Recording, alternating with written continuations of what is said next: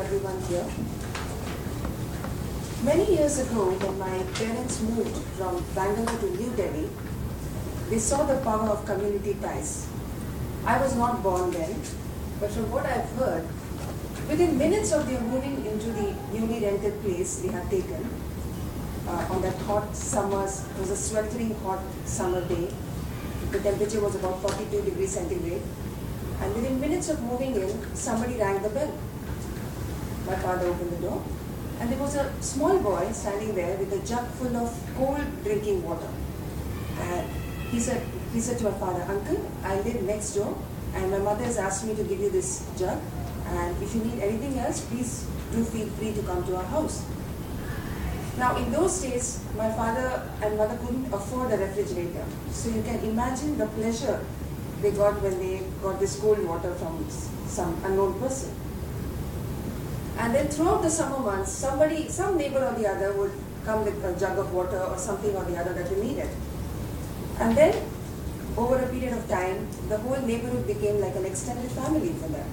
By then I was born too. The funny thing is that in the same city today, the same city of New Delhi, people living in apartments are leading such private lives that they have friendships only with some selected families in the vicinity or maybe a few outside. According to me, this preference for privateness, privacy and aloofness it has some correlation with the rising psychological problems among the people in the city and also the crime rates.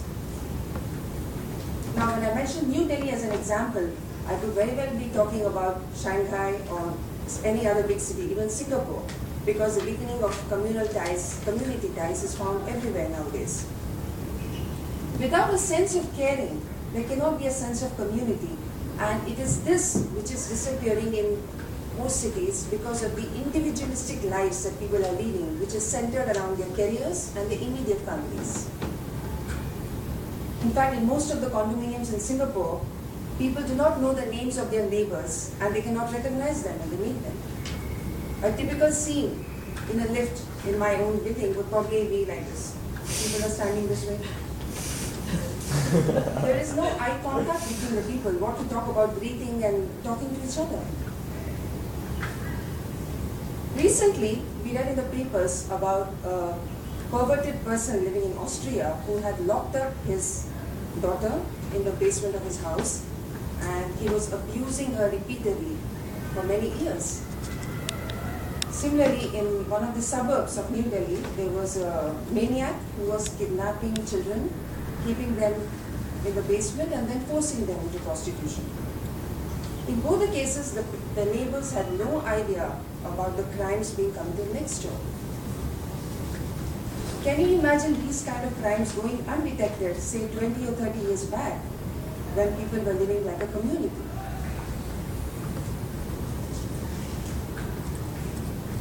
Now, I don't want to sound like the police, but one of the big advantages of being connected with your neighbors is that you might be able to prevent such crimes and also prevent people from committing suicides.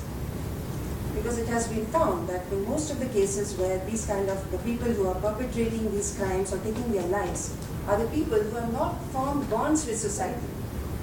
Probably they are shy and lonely. And you know that loneliness can make people do terrible things. So when you smile and greet somebody when you step out from your house or exchange a few kind words, you might have actually made someone's day. You might have prevented a suicide. You might have prevented depression.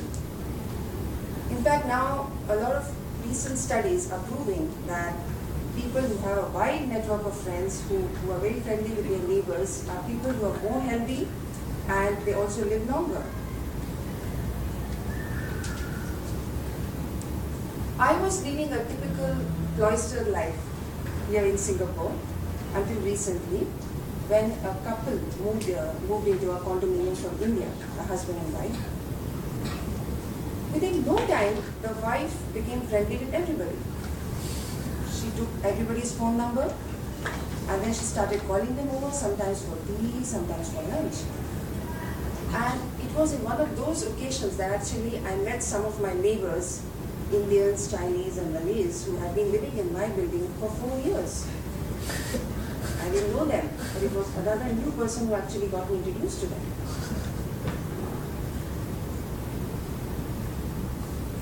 Now, this lady, I actually called her auntie, had a knack of getting people connected with each other. Like she had an internet database. She knew that, okay, this person has a 4-year-old child, this person also has a 4-year-old child, and somehow she would get them together. She had this knack of doing it. And through her, I came to know a lot of people with similar interests as mine in the condo. And I was kicking myself that I didn't know them earlier.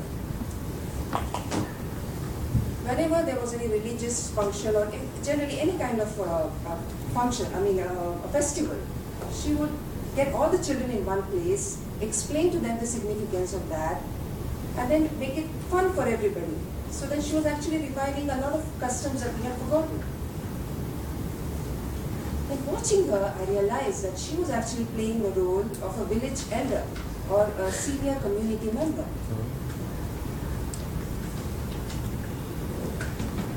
Long ago, when the world was not so global, people lived in small communities. I mean, they lived in well-knit communities. So then there would be a barber, there would be a baker, there would be a milkman, there would be a carpenter, and then they all knew that they were part of an interconnected society. Each one knew where the other lived. I still remember going and getting milk from the milkman, and so we all knew where things were coming from and how they're contributing to the society, which we don't nowadays.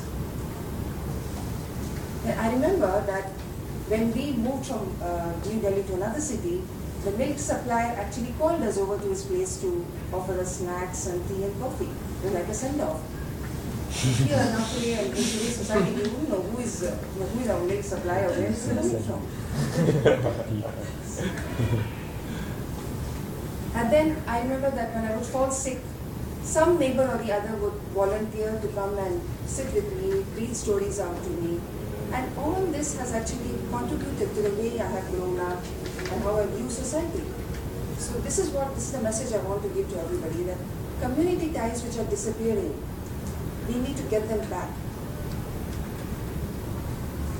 I also remember that when we would go to the shops and if there was some item which was not available, then the shopkeeper would say, don't worry, I will come when I close my shop for the night, I'll get it for you and deliver it at your place. Today, the world is much more global, much more efficient, but it has lost that personal touch, that feeling of community. And it is this feeling of community that we should get back. So today I would like to urge all of you to reach out to as many of your neighbors as you can. Find out their interests and their hobbies. Now you might say that you're already a member of this Toastmasters Club, you are also a member of online communities, you might already have a lot of friends. But what I'm talking about now are your immediate neighbors. It is very, very helpful to know all your neighbors, be friends with them, helpful to you and helpful to them. It's a win-win for everybody. Think of creative ways in which you can get your neighbors connected with each other, because once you know their interests, then many ways will suggest to yourself about how to get them together. After all, you're all organizers in some way or the other. And I would like to tell you to reach out to the people who are shy and lonely. Make them speak up, make them feel part of the community. That's very important. And if you have a skill or knowledge, a special skill or knowledge, do try and teach this to others, because that is another way of bonding very well with your neighbors. In the end, I would like to remind all of you that we are all like pieces of a jigsaw puzzle. Only when we are fitted together in a meaningful manner, we can form a complete picture. So I would like to urge all of you to come together and make a beautiful picture complete. Over to you.